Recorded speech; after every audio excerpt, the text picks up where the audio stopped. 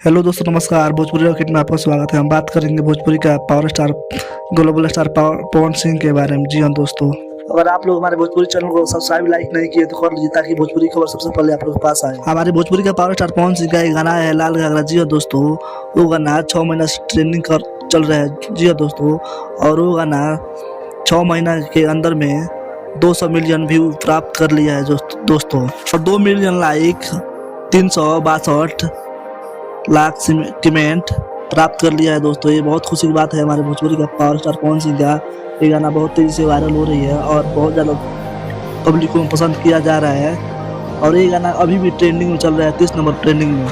और ये गाना इसी तरह पब्लिक का दुलार प्यार मिलता रहे तो ये गाना बहुत ही जल्दी 300 मिलियन व्यू प्राप्त कर लेगा। जी हाँ दोस्तों, बहुत ही आसानी से कर लेगा दोस्तों।